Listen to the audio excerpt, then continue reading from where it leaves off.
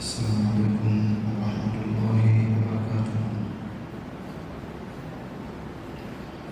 الحمد لله نصرف الشهور والأيام نحمده على نعمه العظام، والصلاة والسلام على خير من صلى وصام وطاف بالبيت الحرام صلى الله عليه وعلى آله وصحبه ومن تبع سبيلهم بإحسان. أما بعد، رب اشرح لي صدري ويسر لي أمري واحلل عقدة من لساني يفقه قولي. بعد يكمل الله سبحانه وتعالى نكم تكير رحمة أماني متمت محمد عليه الصلاة والسلام. معاشر المسلمين، أوصيكم ونفسي بتقوى الله. بعدكم حميد الله نكم تكيا رحمة أمان متمت محمد عليه الصلاة والسلام نكوسير بزنكم إن شاء الله سبحانه وتعالى، وسبب mafanikio ya hapa duniani leo na kesho akhera yako chini ya uchaji Mungu. Maudhui tulikuwa nayo kutoka mwanzo wa Ramadhani ilikuwa ni at-tauhid awalan, tauhidi mwanzo. Hii ni maudhui tulikuwa nayo kutoka mwanzo wa Ramadhani, tukafahamu ya kwamba Mwenyezi Mungu la yaqbalu ayya amalan wahid illa bitawhid al-khalis. Tukafahamu ya kwamba Mwenyezi Mungu hakubali matendo yote hata kama ni moja, ila ipatikane tauhid iliyokuwa safi. Ikishapatikana tauhid, ndio matendo yanaanza kukubalika mbele ya Allah tabaraka wa taala. Na miongoni mwa fadhila za tauhid ni kwamba man mata wahidan, atakayekufa hali ya kuwa yeye amebeba tauhid hatobaki motoni milele, dakhala aljanna ala ma kana min amal, anaingia peponi kwa matendo yoyote, kwa mujibu wa hadithi ya Mtume alayhi salatu wassalam. Inaashiria nini? Ahlu tauhid, watu wa tauhid al-khalis, hata wakawa na maovu kiasi gani, mambo maalumat, Mwenyezi Mungu akitaka anawasamehe bila iqab na waingie peponi, na Allah akitaka anawaadhibu kadri ya uovu wao kisha waingie peponi. Hii ni ofa kwa watu tauhid. Ama leo ayuha almuslimun, ama leo ikiwa tuko Jumatatu ya mwisho katika mwezi wa Ramadhani, hii ni Jumatatu ya mwisho ndani ya mwezi wa Ramadhani. Maudhui yetu haluna baada ya Ramadhani, hali yetu baada ya Ramadhani, namna Waislamu wanapotakiwa kuwa baada ya masiku haya ya Ramadhani kukatika. Ikiwa ni Jumatatu ni siku ambayo yurfa al-a'malu salihah ila rabbil alamin, matendo mema jioni yanarejeshwa kwa Allah tabaraka wa taala. Kutoka Alhamis iliyotangulia, Ijumaa, Jumamosi, Jumapili, zile ibada leo zinakwenda kwa Allah jioni. Kisha Jumanne, Jumatano, Alhamisi, hizo ibada zinaenda kwa Allah tabaraka wa taala. Kila baada ya siku tatu matendo na kusali. Ikifika Shaaban, kuna siku maalum Mwenyezi Mungu anachukua matendo ya mwaka mzima. Shaaban ni mwezi Mwenyezi Mungu anachukua matendo ya waumini ya mwaka mzima. Kila wiki kuna siku mbili, Jumatatu na Alhamisi, matendo yanarudi kwa Allah tabaraka wa taala. Sasa leo ikiwa ni Jumatatu, Mtume alikuwa akifunga sunna kama sawa, ili ibada zake, matendo yake yarudi kwa Allah kwa yeye sahihi. Haluna baada Ramadhan, hali yetu sisi baada ya Ramadhani itakuwaje? Hadha wasal kwa watu ambao wanasubiri mwezi huu katika ili warudi kwenye maisha yao ya kawaida, kwa sababu ni kama kwenye kifungo, wanataka kurejelea mfumo wao wa maisha ya kawaida. Na mvutaji wa sigara arudi kwenye kuvuta sigara yake, kisha anauliza iko wapi dalili iliyokataza? Iko wapi? Anasema wala tulqu bi aydikum ila tahluka wa ahsin, na wala msijiweke kwa mikono yenu kwenye maangamivu.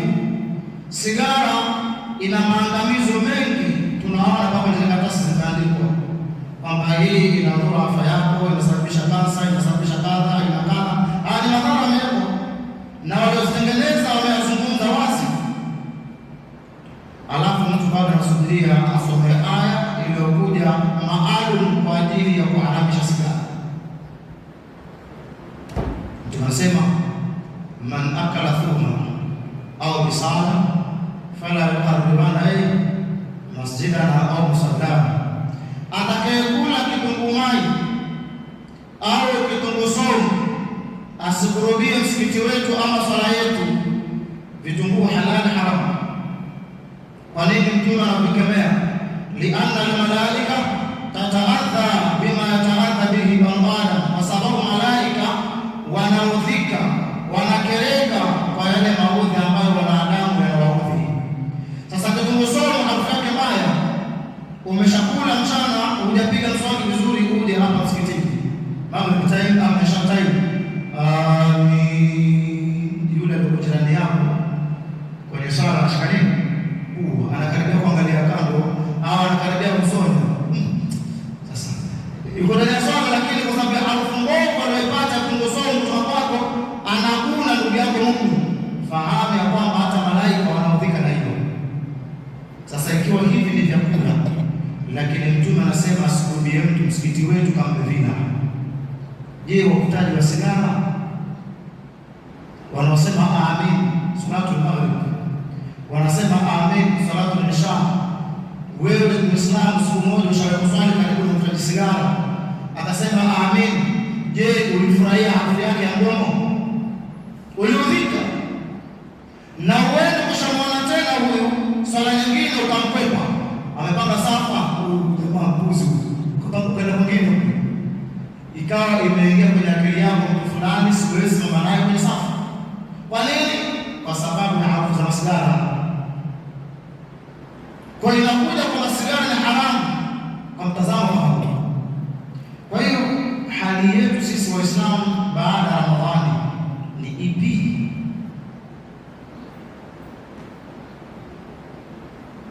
Fattaqullah ta'ala ibadallah. Mwanachuoni huyu anasema, ewe mja wa Allah, mcha Allah tabaraka wa taala, wa'lamu annaha, wa'tabiru, kisha ukuwe na mazingatio unapoishi. Hebu zingatia majambo, dhibiti hali ya ibada zako. Fi sur'ati mururi layali wal ayyam, hebu tazama vizuri ule upesi, namna masiku yanavyomoka, namna siku zinavyokwenda mbio. Juzi ilikuwa ni siku ya kwanza Ramadhani, misikiti ilikuwa haina nafasi. Leo tuko siku 24 ama 25 msosei, misikiti ishakuwa mikubwa kama kawaida. Masiku yanakwenda mbio. Sasa Muislamu anatakiwa awe na mazingatio. Anaamka leo, anampeleka mwenzake maziarani kuzika, na mwingine ni mgonjwa kitandani, anatamani masiku haya angekuwa yuko vizuri, akafunga na kusoma Qur'an, akafanya qiyamul layl. Yanatabiru, hebu chukueni mazingatio katika sala zima la masiku yanapokwenda kwa kasi. Walamu, kisha ufahamu, annaha binuriha ta'khudhu min a'marikum, ya kwamba ile masiku yanapokwenda kwa upesi yanachukua katika sehemu ya miaka yenu ya maisha yenu. Kama una miaka 30 imesalia, zile siku zinapokwenda mbio zinapunguza ile miaka. Sio kubana mashallah amekuwa lakini kupunguza umri wake. Kwa siku zinakwenda ndio. Leo tuko Jumatatu, kesho kutwa ni Ijumaa, Jumamosi, Jumapili Eid. Tunafurahia. Kila mmoja ana hamu ya kufika siku ya Eid. Lakini Eid ikifika, fahamu kuna wiki ya maisha yako imekatika. Kwisha. Watutu wabiha sahifa a'malakum, na hailema siku anapokwenda na miaka kupungua, na vile vile inafunga safu peji za matendo yenu. Kila siku ikifunga, peji ya matendo inafunga. Kila siku ikipita 24, peji ya matendo inakamilika. Ikifika jioni leo, matendo yanakwenda kwa Allah tabaraka wa taala. Wa ka'adatihi, na kama ilivyokuwa ada ya masiku, yati sari'an, yanakuja kwa upesi, wa yamti sari'an, na yanapita kwa upesi. Wa nahnu nuwaddu shahr Ramadhan, na sisi hivi sasa tunakwenda kuaga mwezi wa Ramadhani. Ramadhani tunaiaga, ndio sababu tuko ndani ya qiyamul layl, watu kulala msikitini. Hii ni ishara kwa Ramadhani tunaiaga. Kisha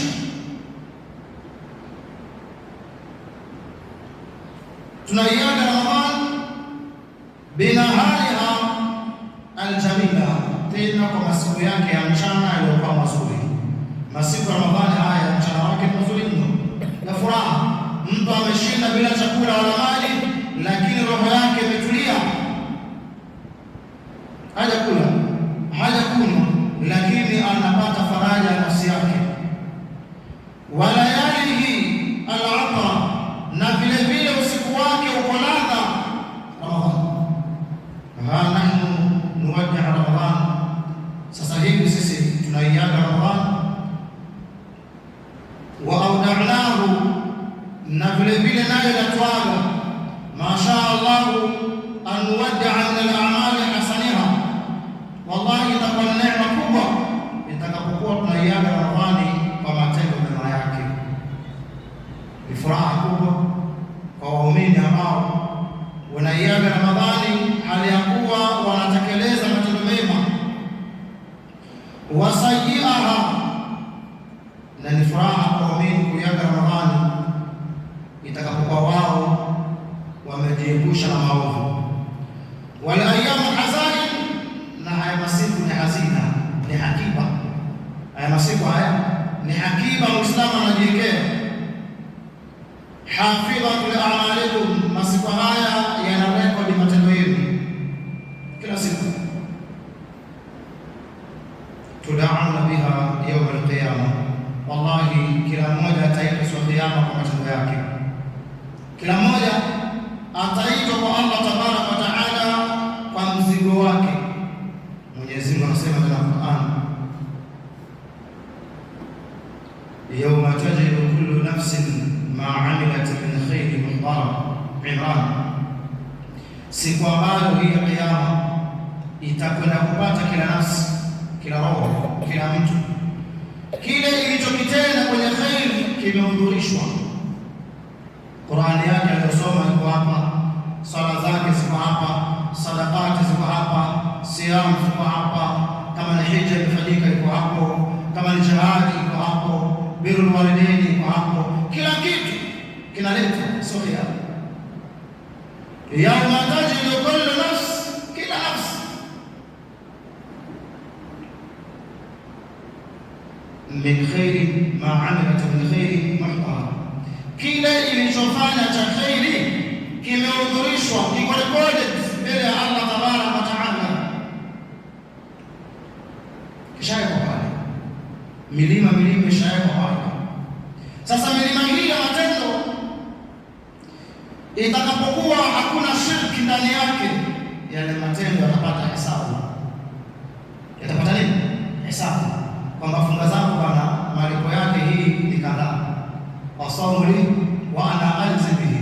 Allah sema al-Qudus, funga ni yangu mimi na miendo nitakayelipa, kwa sababu funga ni ibada, malipo yake ni mengi mno. Ndio pale ukienda bank, ikiwa mzigo wako ni wa kunona, hautoi pale kwa kadi, auweki kadi pale ukakosa milioni 5. Kwanza milioni 5 kwa andike barua za nini, zimetoka wapi, niulizie kuziona, unaenda kufanyia nini, alafu utazitoa kwenye bahasha kule ndani. Kwa nini usiweke kadi lako tu pale ukapiga 5 million zikatoka tu? Sasa funga hii malipo yake ni mazito, mpaka Mwenyezi Mungu takafa la huwa binafsi, hii funga ni yangu, wa ana ajzi bihi, na mimi ndiye nitakayelipa. Nalipa funga hii kwa sababu malipo yake hamyawezi. Innama yuwaffa sabiruna ajrahum bighairi hisab, na funga ni ibada ya soka. Kwa hiyo wanalipo wenye funga bila ya hesabu, bila hesabu. Ibada hizi zikiwa zimekusanywa mahali pamoja, sio kiyama, zote za khair, ikawa hakuna shirki ndani yake, ndio sasa hesabu inaanza. Maudhui zimetangulia tukisema kwamba la yuqbalu ayya amalin wahid illa bitawhid, hakuna matendo yanakubalika kwa Mungu isipokuwa kwa tauhid. Sasa itakapokuwa tauhid imekamilika, shirki hakuna, haya matendo yanayokuja kwa Mwenyezi Mungu sasa yanapata hesabu. Wa awwalu ma yuhasabu as-salah, na jambo la kwanza kuhesabiwa ni ibada hii ya kuswali. Hili la kwanza, naam, umetiwa kwenye mizani, hakuna shirki, ukatoka kwenye mizani, tauhidi imekamilika.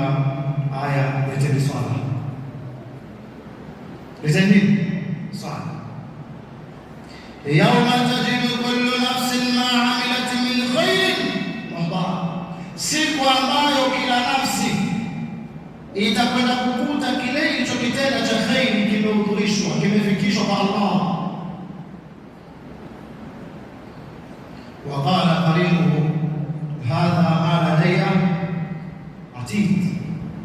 Satu qaf qarin, huna qarin min malaika wa qarin min jinni. Kuna qarin wangapi? Wawili. Kuna qarin wa kijini na kuna qarin wa kimalaika. Sasa huyu qarin wa kimalaika atasema kumwambia Allah, hadha ma ladayya atid. Allah, huyu yule nikabidhi, nimchungeni, mtazame, ashafika huyu, ashakufa, ibada zake hizi na zake. Kwa akishakufa mwanadamu, wale malaika ambao kwamba walikuwa kimlinda huyu na kumtazama na kumchunga hatua yake, wanachukua rekodi zake, wanazipeleka kwa Allah. Wakifikisha sasa, wataambiwa ni nzuri, ziwekeni hapo chini ya arshi, hizi hazifai, ziregesheni huko sitini. Hadha ma ladayya atid. Kwa hiyo ibada zikishahudhurishwa pale mbele ya Allah tabaraka wa taala, tauhidi imekamilika vizuri, hakuna shirki, anaanza kuhesabiwa na swala. Sala inaanza,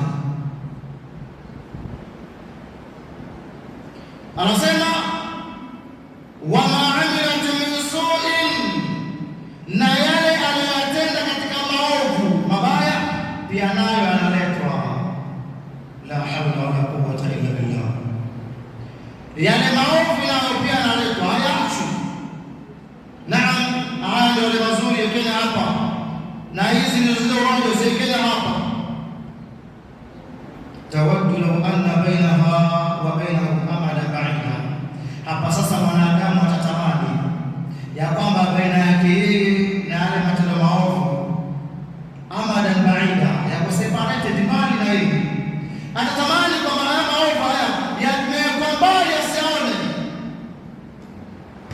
Wa yuhadhirukum Allah nafsahu, Mwenyezi Mungu anakufundisheni, Allah anakupatia hofu hapa. Kila mmoja badilike, kila mmoja atazame matendo yake baada ya mabaya vizuri, asiende kavuga.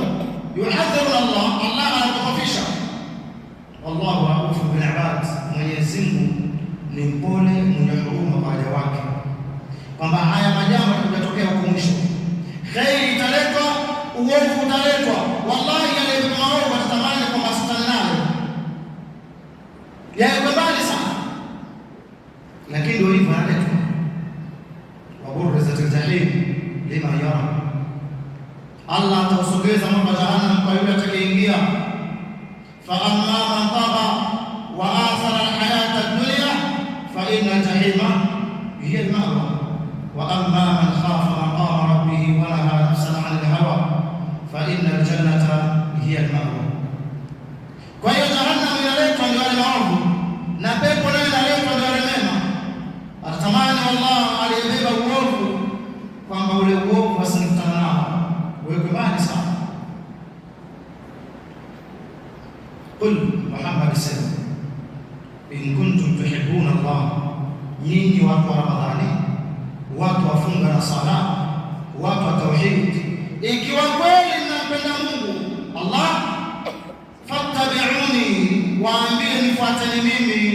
Sasa mtume wetu baada ya Ramadhani yeye alikuwa akiendelea na ibada, wanahnu na sisi tutakapofuata mtume tuendelea nini na ibada.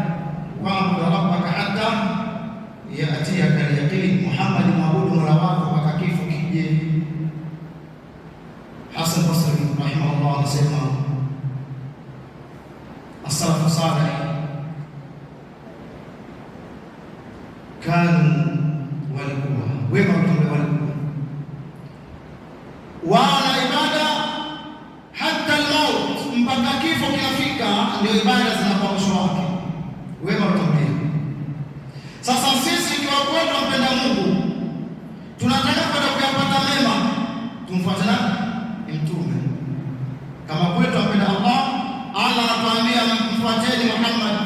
Muhammadi alikuwa yeye ibada zake ni za daima, hazina program ya kuisha kwamba eti sasa Ramadhani inaisha na sasa basi hakuna tena sadaka, hakuna tena sala za usiku, hakuna tena saumu, hakuna tena kusoma Qur'ani, hakuna tena wala hakuna. Sio hivyo. Fattabi'uni yuhibbukum Allah, Mwenyezi Mungu naye atakupendeni, wa yaghfir lakum dhunubakum, kisha atakusameheni dhambi zenu. Wallahu ghafurur rahim. Qul atii'u Allah wa rasulahu, Muhammad sema kuambia watu mtiini Mwenyezi Mungu kila siku na mtume wake. Fa in tawallau, lakini kama mtakataa, mtapuuza kwamba Ramadhani imeisha ni basi, fa inna Allah la yuhibbul kafirin, basi kumbukeni Allah hapendi makafiri. Hapendi kina nani? Makafiri. Mwanachuoni Saleh Muhammad bin Saleh Al-Uthaymeen anasema tariku salati siyamu wala tasihu wala sadaqa, mwenye kuipoteza sala, mwenye kuiacha swala moja au mbili ama tatu, funga yake haikubaliki wala sadaka yake.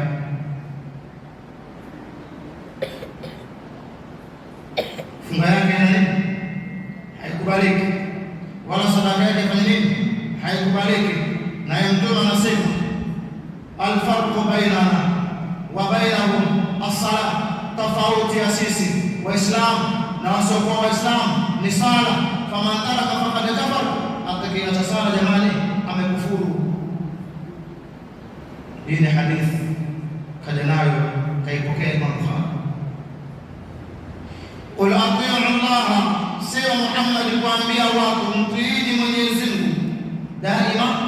Taa iko, adhana ikiadhiniwa watu watii wasali, Ramadhani ikifika watu watii amri ya Allah wafunge, sadaka ikitangazwa watii amri ya Allah watoe, zaka ikifika wakati wake matajiri watii amri ya Allah watoe zaka. Atiu Allah wa rasula, na mtii na mtume. Fa in tawallaw, lakini kama mtapa mgongo, mtakataa, mtaacha mgombe, sasa tutavitenda basi ishi. Fa inna Allah la yuhibbu al-kafirina, basi kumbukeni Mwenyezi Mungu hapendi makafiri. Muislamu yeye mwenyewe ajiangalie, je, atamtii Allah na mtume wake abaki Muislamu, ama atakataa kumtii Allah atagoma, atakataa kumtii Mtume Muhammad atagoma, au ni kafiri? Wallahu mu'in. Yunadi rabbukum, anaitana Mola wenu Muislamu, anaitana Allah, ya ibadi, enyi waja wangu, innama hiya a'malukum, hakika haya matendo yanatangazwa daima ni matendo yenu, ni ibada zenu.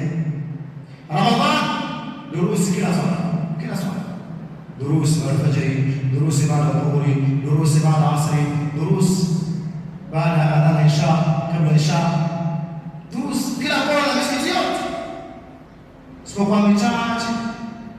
Sasa yote haya ni matendo ambayo Mwenyezi Mungu anatuhusia, anatukumbusha ya kwamba ili tukazipate ibada zetu salama, tuepuke shirki, tubebe tauhid, tuache mijarabati ya falaki, tuache albadiri, tuache mijipete ya mvuto na bahati, tuepuke masaili ya pete za subiana rahani, wale wapenzi wa mashuka za mashetani waachane nayo. Kuna watu wana mijishuka yao za majini, wenyewe wanasema tuziache hizo, tuishike tauhid khalis. Innama hiya a'malukum uhsiha, haya ni matendo Mwenyezi Mungu anasema na kuhusieni nyinyi. Hadithi thumma uwafikum iyaha, kisha tutakuja kuwalipania wenyewe. Wa an laysa lil-insani illa ma sa'a wa anna sa'yahu sawfa yura thumma yujza jazaa. Na mwanadamu hakuna atakachopata kwa Allah tabaraka wa taala isipokuwa kile alichokiendea mbio duniani, alichoshughulikia duniani, kutekeleza ibada khalis kwa ajili ya Allah tabaraka wa taala, kutekeleza birrul walidain. Hizo ndizo ambazo Muislamu atakazikuta na atakwenda kuonyeshwa juhudi yake, kwamba ulisali, ulifunga, ulisoma Qur'ani, ona kwa macho yako, kisha atalipa malipo kamilifu mwenyewe. Kwa hiyo thumma uwafiha iyaha, uwafikum iyaha, Mwenyezi Mungu hadithi hii anasema kisha atakulipeni ninyi pekee kila mmoja. Wala taziru wazratun wizra ukhra, wala hakuna atakayebeba msalaba au mzigo mwingine, hakuna. Kwa hiyo kila mmoja atekeleze wajibu wake. Ikiwa mke wako asali, umhimize kuswali. Kama amekataa kuswali, mpe talaka ende zake, fa innaha kafira, kwa sababu utakuwa ni kafiri. Mwanachuoni wa Uthaymeen anasema na hajasema kwa kichwa chake, kwa sababu ya Qur'ani ameiona na hadithi ziko wazi kwamba tariku salata. Kwa hiyo akwambia idha kanat zawjatuka lam tusalli, ikiwa Muislamu mke wako hasali, fanasahtaha, ukamnasihi, ukamwelimisha, ukampatia waidha, waashiruhunna bilma'ruf, ukamkumbusha kwa masalani wajib, falam tajib, alafu asiitikie wito kuswali, anasema fatalaquha wajibu, talaka innaha kafara, kwa sababu mwanamke ni kafiri. Na vile vile dada wa Kiislamu ambaye ameolewa na mwanamume hasali ama aliswali ongo siku za kwanza, kwa sababu ameoa binti wa Kiislamu akaswali hatimaye akatupilia mbali. Hapa ndio kuna mtihani. Dada zetu hawa, maadamu mume wake ana nyumba, ana gari, ana shahara, yeye ni basi. Sasa tafanyaje na watoto hapa? Sio kama tafanyaje bwana. Sio kama ni yule mume ndio anakapani bwana. Ni kile ka nyumba kwa problem kale. Ni kile ka gari kale. Anapata pesa kulipilia. Allah. Tafanya nini bwana? Hata kama anaingiliwa nyuma, maadamu kuna senti pale haondoki. Lakini hebu usipungue pale mfukoni. Swala zako, ibada zako, Uislamu wako hauoni. Kale si tunasoma hapa. Hata zingatia Uislamu wako, hata zingatia ibada zako, kama huyu hata kanishakua ni mja wa kushukuru Mungu huyu. Acha ndio sura. Nimeshasia wezi mimi. Nakupiga nguo ameshawezi. Lakini yale maisha kuingiliwa nyuma, maadamu kuna senti, hakuna sala, anayaweza. Ana tatizo. Sasa tafanyaje ustadhi? Maisha yako huko maisha huko hao ndio maufti tuko nao. Hao ndio wanawake tuko nao. Sasa maneno haya ya kwamba ikiwa mke wako asali ipe talaka ni wajibu kumwacha. Je, wao wanaweza kuitaka talaka wakati mwanamume asali? Wanaweza. Mume ana nafasi yake, alhamdulillah. Wale taifungi vizuri. Na huyu dada huyu imani ya kumwacha mume huyu sababu aswali anayo. Hata Asia kwa Firauni alisubiri hivyo mpaka kwa wanaume wake niko mpaka nuru. Lakini wewe hauko wakati wa Firauni, wewe uko wakati wa Muhammad alayhi salatu wasallam. Hauko wakati wa Lut, uko wakati wa Muhammad alayhi salatu wasallam. Sharia al-khayf, sheria tofauti tunazo.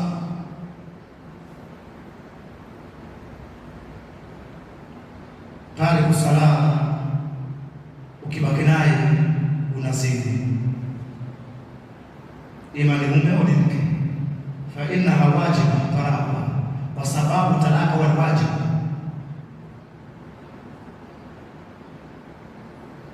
Mstari wa zidi wazidi. Kwa sababu gani? Baada ya kusala yeye hata wilaya kule kutoa oda amri ya kwamba binti yangu aidhinisha na mwozesha huyu, hiyo idhini yake ni wapi? Binti yule anatoa idhini na imamu au kadha anawezesha, wala sio babake. Kama babake atakusala. Lakini sisi leo njoo, babake bado yuko, babake anaswali yani mrefu, akatolewa maskani ya pombe alafu mzee tutaka kuja kutuongezea salati. Inna lillahi wa inna ilaihi raji'un. Mtume alayhi salatu wasalam walisilimu watu wazione makafiri, mbona hakuenda kutaka idhini kwa wale wazazi? Mtume anawaozesha hii, na sheria hii iko kati ya mkisimama Qur'ani hii.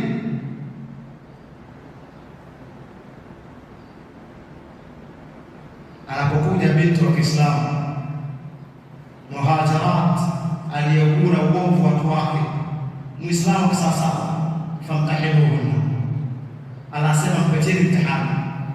Fa in alimtumuhunna mu'minat fala tarji'uhunna ila al-kufar. Mkishajua huyo binti ni wa Kiislamu kweli, hapeleki na hisia huyo, msimrejeshe kwa makafiri. Yeye ni halali kwenu na nyinyi ni halali kwake. Ni imamu asema na yeye chukua na kuozesha kita hapo hiyo. Hapa sasa sabali kushuhudia.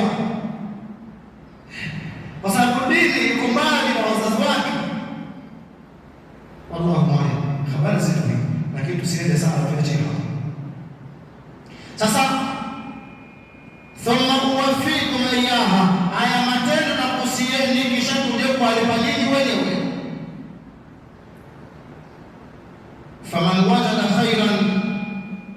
yahmudillah, Mwenyezi Mungu asema atakayekuja kupata kheri na mshukuru Mungu. Haya matendo haya tunakuhusieni, fanyeni. Atakayekuja kupata kheri kwa Allah na mshukuru Allah. Wa man wajada ghayra dhalika, na atakayepata kinyume cha wema, fala yalumanna illa nafsahu, asilaumu mtu ila nafsi yake. Kwa nini? Mwenyezi Mungu ametuamrisha kuswali daima mkatufu. Swala haina muhula, ndio sababu salamu imekuja kwa musafiri namna yake, wakati wa khaufu namna yake. Hata wakati wa khaufu kuna salatu khaufu, kwa msafiri kuna salatu msafiri, si ndio? Kwa sababu haina wakati wa kudondoshwa, haina. Kwa msafiri ima atangulize ama acheleweshe, apunguze rakaa. Kwenye khaufu ina namna yake kuswali, kuzungumzi hiyo itafundishwa darasani na akakaa asome swala khaufu, kwa sababu hii sala haina pumzi. Ikiadhiniwa tayari, na ukiacha kafir. Salatu al-asr tunasema man fatatu salatu al-asr fakaannama wudra ahluhu wa maluhu, anaidondosha salatu al-asr ni kana kwamba watu wake na mali yake zimechukuliwa, zimetakana, ameporwa kila kitu, ana watu, ana mali, yeye peke yake amebakia. Salatu al-asr hasaba yake. Leo mtu anaacha asri ndani kwa mzima kwa Ramadhani anarudi. Salatu al-fajr wa salatu al-isha alama tabyin an-nifaq, ni alama za kubainisha unafiki. Mtume anasema athqalu salawat ala al-munafiqin, athqalu salat ala al-munafiqin salatu al-fajr wa salatu al-isha. Sala zito kwa wanafiki ni sala ya fajr na sala ya isha. Walau ya'lamuna ma fihima, lau wamejua hawa wanafiki zile fadhila zilizopo ndani ya fajr na isha, la atauhuma walau habwan, wangelikwenda kuziswali hata kama kutaka. Sasa ikiwa mtu anatabia salatu fajr hadi msikitini, salatu isha kwenye bodi, huyu ni mnafiki. Atakayedondosha salatu al-asr, matendo yani kana kwamba amefilisika, hana kitu. Zikiendelea hivyo anayechelewa kwa kafiri. Wallahu musta'an. Ramadhanu ayuha almuslimun sokon qama thumma fadda. Ramadhani ilikuwa ni soko, imefunguliwa milango. Sasa Ramadhani imefika mwisho, inaenda zake, milango inafungwa anytime. Ramadhani ilikuwa ni soko, kila mmoja anauza kununua, biashara huko za Mwenyezi Mungu, sio zile zetu. Watu wanasali magharibi, mtu anauza juisi nje ya msikiti, viazi, anakosa salatu magharibi kwa sababu anauza kaimati pale nje, anakosa salatu magharibi kwa sababu ana ndoo yake ya vitu hiyo, yani kilo chote cha 10 liters kinamnyima salatu magharibi. Niko pale imapima vijuisi pale, akiangalia hata faida hakuna, ampata 25 faida, hata 25 unakosa swali wewe. Siku biashara mbaya, Allah afilisishe. Ikiwa salatu al-maghrib tunaikosa kwa sababu ya kukaimati, kwa sababu ya viazi, kwa sababu ya vindoo vya juisi pale nje ya msikiti, Mwenyezi Mungu azifilishishe hizo biashara, kwa sababu biashara wakati wa swala hapa. Na wala hapa inatakiwa imam watu kama hawa hawafukuze nje ya msikiti. Imam anatakiwa atoe oda, wafanye biashara wote nje ya msikiti, swala kama hiyo watoto kuona. Takwa tuweza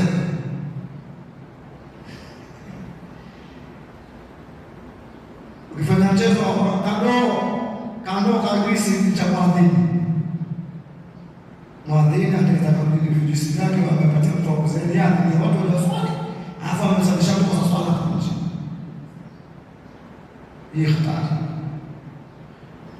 Kwa hiyo Ramadhani sokun, hii Ramadhani ni soko ambao kwamba watu watakuwa kuchuma, kufanya biashara baina ya Allah tabaraka wa taala. Rabiha man rabiha, amefaulu na kufaidika mwenye kufaidika, wa khasira man khasir, na amepata hasara mwenye kupata hasara ndani ya Ramadhani. Ndio Mtume akasema rabiha anfahu,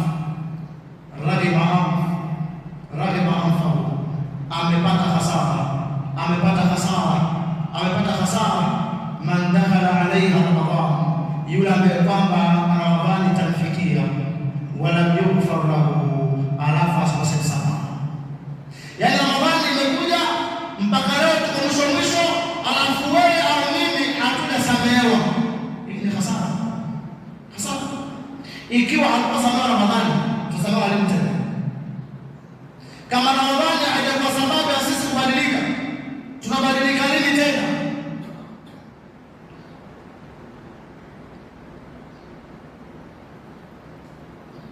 Faman kana muhsinan falyahmadillah, yule atakayekuwa amebeba wema ndani ya Ramadhani, amechuma wema, basi amshukuru Mungu. Walyasalillah alqabula, kisha muombe Allah kukubaliwa kwa ibada zake. Yani sisi ambao tumedumu na ibada mpaka sasa, tumuombe Allah azikubali. Tumuombe Allah azikubali za ibada. Kila mmoja amtaka Allah kukubaliwa kwa ibada zake. Fa inna Allah jalla wa ala lam yudayya ajra man ahsana amala, kwa sababu Mwenyezi Mungu mtukufu hapotezi matendo ya yule atakayetenda mazuri. Hapotezi. Sura Al-Anbiya 94, Allah sema faman ya'mal min as-salihati wa huwa mu'min, faman ya'mal min as-salihati wa huwa mu'min fala kufrana li sa'yihi wa inna lahu katibun. Isana Al-Anbiya. Na katika wale watakaotenda mema wakafanya bidii ya majambo mazuri kwa Allah tabaraka wa taala, wa mu'minun, aliyakuwa amebeba tauhidi vizuri, fala kufrana li sa'yihi, hatupotezi juhudi yake, hatutupili mbali bidii yake aliyofanya matendo. Wa inna lahu katibuna, na sisi tunamwandikia. Muislamu ametengeneza imani yake vizuri, akafanya bidii ya ibada vizuri, Mwenyezi Mungu anasema bidii hii haipotezi, kwamba tukulia mbali tusifanye. Katibu, tunaandika kila kitu. Wa man kana musian falyatub ila Allah, na atakayekuwa Ramadhani inaenda kuisha bado ni mwovu, tunasema tutubieni kwa Allah sote.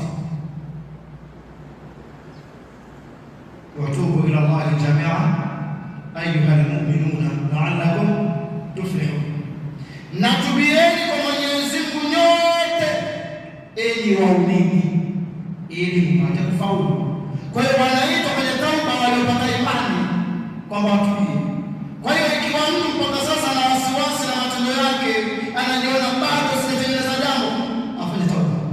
Na yule ambaye kwamba anaona labda kiasi fulani ametengeneza, falyasalillah alqabul, amuombe Mwenyezi Mungu kubaliwa matendo yake, wala asiwe bana mimi shabiki bwana, si mchezo bana, nasoma Qur'an mara 3 mara 4 mara 6, akaona basi hiyo Qur'an yako mara 5 iliyosoma ikitamtano hizo, muombe Allah azikubali. Hizi funga zako hizi, muombe Allah azikubali.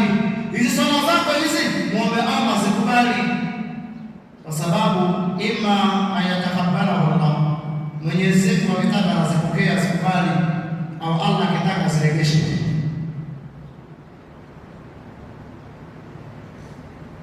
Fal-udhru qabla al-maut, afahamu Muislamu udhuru wake ni kabla ya mauti, kabla ya kifo.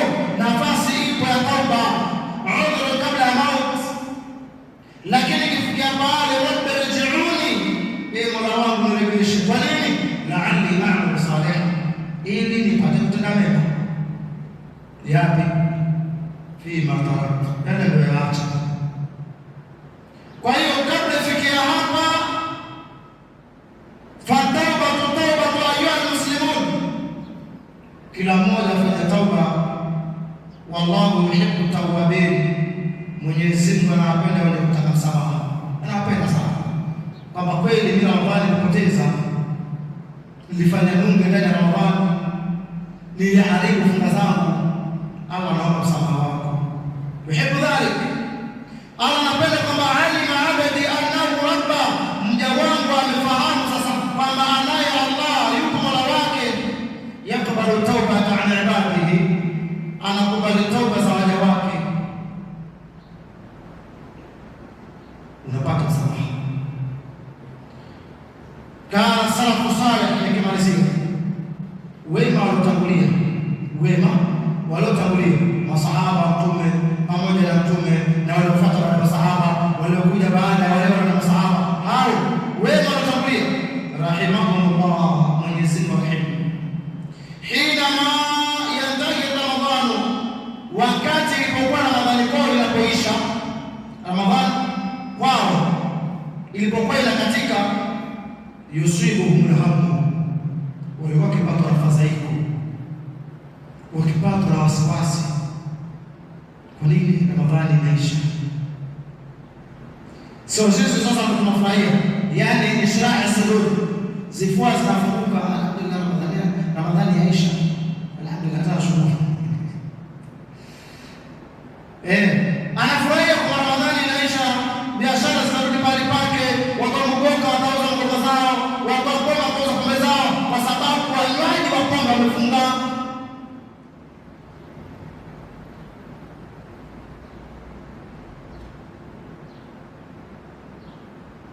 Kama juzi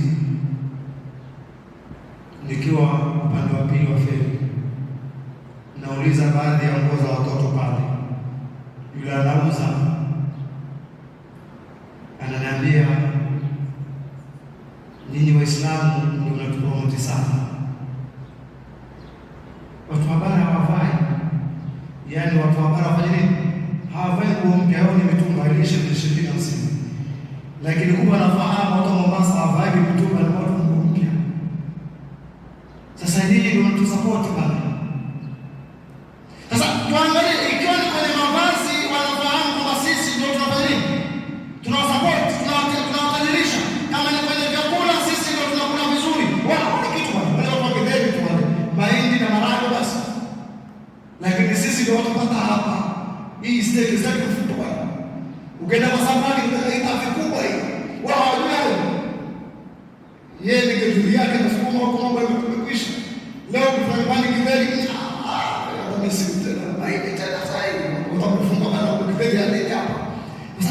Waislamu kulu min at-tayyibati wa amalu salihah, kuleta vyakula vizuri na mtende vizuri. Kwa sisi ni watu kula vizuri na ibada zetu nzuri. Unajua marafiki, kwamba Waislamu ndio watu watupromote sisi kwa biashara zetu. Sasa hata kule kwa maovu, hata kwa mboga, unafahamu Waislamu ndio wanaje mboga. Sasa hiyo kwa mboga mfilisika na watatajirika na siku hii moja, ile siku ya Eid peke yake wanarejesha hasara ya mwezi mzima.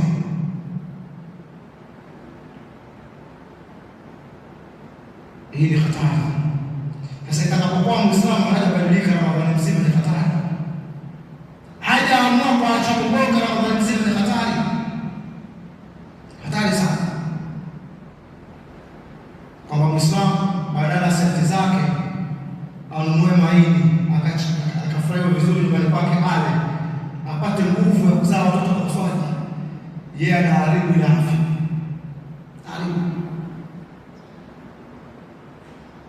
Fatima radhiallahu anha anakwenda kwa baba yake Mtume Muhammad alayhi salatu wasallam, anamwambia Mtume, anamwambia baba yake, huyu Ali ana kibarua,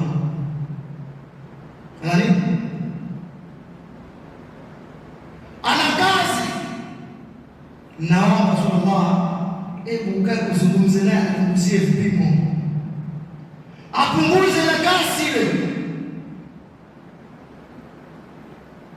Mtoe binti yake kidogo, pate kazi kidogo, achoke.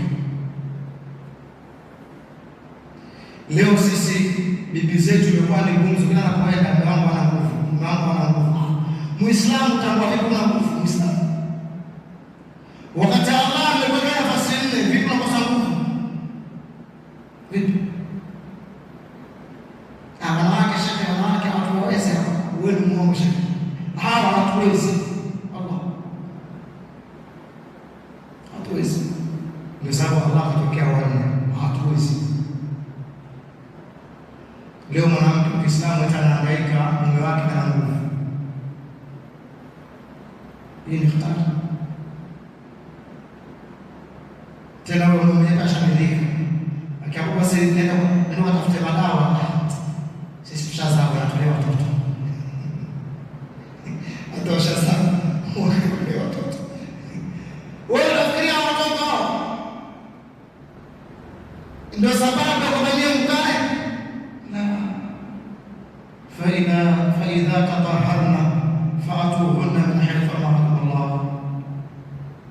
Wakishabairika anatuwaona, wakishakuwa wasafi hapo, siku hiyo waendelee pale Mungu alipoamrisha. Sasa pale Qur'ani ilikuwa Mungu ana maneno mengine kuzungumza mpaka sasa. Kwani amali kwa mfilisika maneno mpaka leta haya, wakitoerika neno. Kwa hivyo kuna nyingine wewe unafikiria ni kiumbe cha kawaida hiki?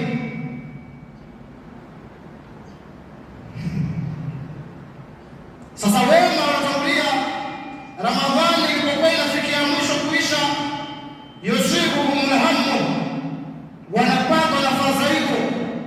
Ramadhani msimu wa kuchuma unakwenda huko, unapata hamu. Walisanu alayhim lisanu wajhi al-khaif an yuradda hal tuqbila minna, na dini zao zinakuwa na wasiwasi kila wakati zikisema, je, tutakubaliwa sisi? Wale wema masahaba wakikaa, je, ibada zetu zimefika? Waliona masahaba, je, ibada zetu zilikuwa vizuri? Je, ibada zetu ni vipi? Wasiwasi wao. Anasema walladhina yu'tuna ma atau, na wale waliotangulia wanapotoa zile walizoruzukiwa na Allah katika mali zao, wametoa sala na zakat, wa qulubuhum wajila, na nyoyo zao zimejawa na kuoga, hofu, annahum ila rabbihim raji'una, ya kwamba wao kwa Allah watarudi, wana hofu juu ya ibada wanayotenda. Hajisifu kwa Muislamu atakapokuwa na hofu wakati ya ibada yake, ile ibada umetekeleza, naam, umeswali, umefunga, umesoma Qur'ani, lakini bado na hofu, je, zitakubaliwa? Anasema ulaika yusaruna fil khairat, hawa ndio ambao wanakimbilia mambo mema. Wale wenye hofu ya ibada zao kukubaliwa kwake ama kukubaliwa, hawa ndio ambao wanakimbilia mema daima, wanajibidisha kwenye kujisukuma na ibada. Wa hum hasabiquna, na wao watazikuta kwa Allah. Kwa hiyo mwenye hofu ya ibada zake atazikuta kwa Allah. Anajipiga kifua bana, tafanya nini? Tumeswali acha mchezo. Wewe ndio unasema sasa. Atakuwa Muislamu akae kwenye hofu daima, na awe matarajio fulani jezna, awe katikati. Usijione umefanya mambo mengine basi. Al-a'malu bi khawatimiha, matendo yanasikitwa pale mwisho. Pale mwisho pombe zinatoka kwenye hali gani? Zinatokea wapi? Unakufa wewe unaona duniani kwa matendo gani? Hapo mwisho. Ramadhani imeisha, inaishia kwa mfumo gani? Je, inaisha wakati sisi bado tumeshikilia ibada kwa kweli, ama inaisha tayari mgonga tumefriji? Mgonga tumekodi friji. Unanunua jioni, unatafuna, ukibaki na kwa friji unachukua dunia kesho. Hivyo. Au ukishapata iftari jioni, unawahi sigara yako tena upe hivyo. La. Ramadhani ni mwezi wa mabadiliko. Watu practice kumcha Allah tabaraka wa taala, ndio sababu anasema la'allakum tattaqun. Hii Ramadhani imekuja ili mpate kumcha Mungu, mpate mazoezi ya kumcha Allah tabaraka wa taala. Hivi ndivyo Waislamu wanatakiwa kuwa hivi, kwamba kumbe anataka Muislamu apate wakati wa kusoma Qur'ani, wakati wa kusimama usiku, wakati pia afunge. Kuna ayyamul bayt, kuna ibadatul khamis, afanye namna hiyo mpaka mwaka ufuisha ile Ramadhani. Hivi tunavyoishi Ramadhani, chakula kipikwe, atuwe jirani akewe, chakula kipikwe, umchukue ndugu yako msikitini uende naye kale, chakula kipikwe, umpate njiani bana choo kaa ule chakula. Hivi tunatakiwa watu waishi, lakini subhanallah, hatari. Leo watu wakishasikia mlango na gongwa, pleti za chakula zinarejeshwa kwanza ndani. Kama ilikuwa hotpot inaletwa juu ya meza, inarejeshwa jikoni kwanza, mpaka anayegonga ndani aje apige story hivi mpaka ondoke. Tete sio hivyo. Inatakiwa Muislamu chakula chake apate mtu kula naye Ramadhani ama nje ya Ramadhani. Mwenyezi Mungu atuafie kwa kheri, atustoba kama tujafa, atukubalie na ibada zetu, funga zetu na sala zetu na kila ibada zetu, atufanyie upesi katika maisha yetu, atutengenezee wake zetu na watoto wetu, na atuhifadhie manyumba yetu. Allah, tunakuomba utuepushe na magonjwa yenye kuangamiza. Allah, tunakuomba utuepushe na magonjwa yenye kuangamiza na magonjwa kushtukizia. Allah, tunakuomba vifo vyetu viwe ni vifo vizuri, vyenye kuridhiwa, vifo ambavyo kwamba ni vya watu wema watulie. Utuondoe kwenye mfumo wa ibada. Mwenyezi Mungu, nakuomba nife aliyakuamini, niko pahali natoa nafsi